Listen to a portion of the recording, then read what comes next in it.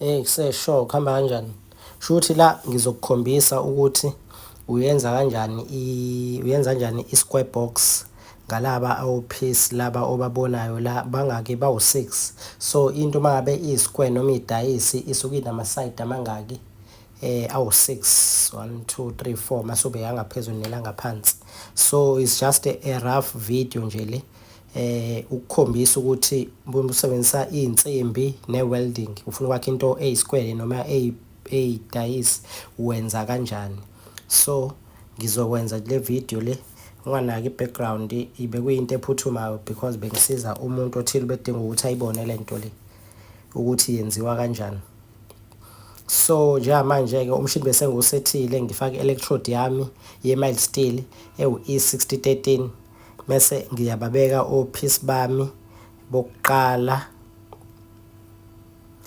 ngibancikanise abawu-2 bese ngibeka lo owodwa uhlale more kulo seceleni because ngizowutheka on the inside kulo ngifuna ukuthi ujoyinane nawo mangabe ngakha leli bhokisi leli noma mangakha idayisi yabo.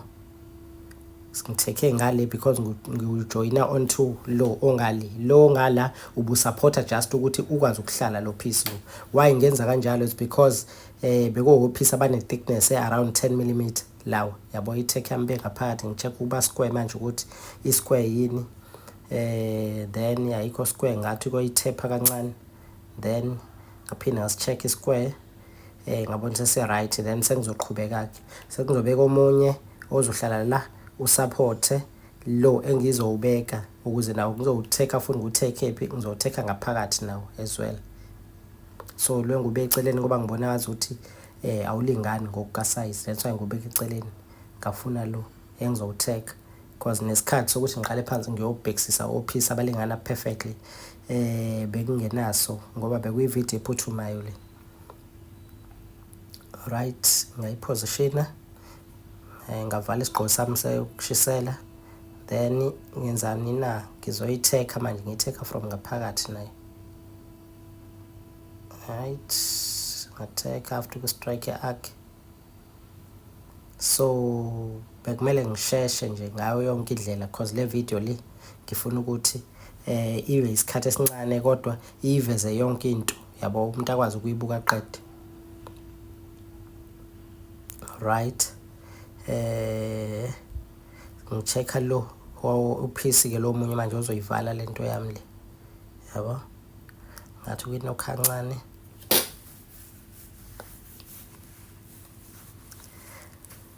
Ngithi yaphuthuma ngibaye ngisachecka ne-square ukuthi ngenze sure ukuthi ku-square kahle instead ngakhombisa ukuthi okay wenza kanjani. Right, yabo sengizovala phezulu njengamanje sengibekile ngivala isigqoko ngashisela I'm taking right position ngala itheka ngale ngithi valeke. Right, sekinaso i-square but sesidinga ukuthi sivaleke ngapha nakuleli side elingale. Ngase ngibeka lo piece even though ungawona usize exactly yabo but ngoba inhloso ukuthi ngibonise ukuthi uyenza kanjani i-box noma lenza kanjani idayisi ngizosebenzisa labo piece abakhona because bese ngeke isikhathi sokuthi ngiyofuna upiece abalingana exactly yonke into yabo.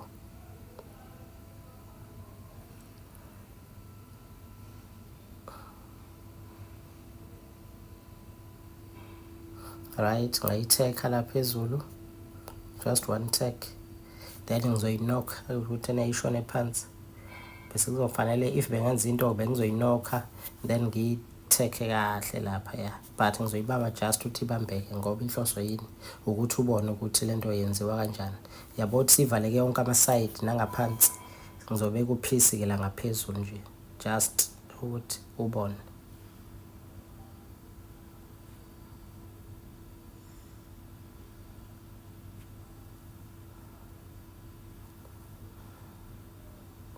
Right, inokha ngesandla ukuthi ayithi ukwehla ayitheka and yeah that's it.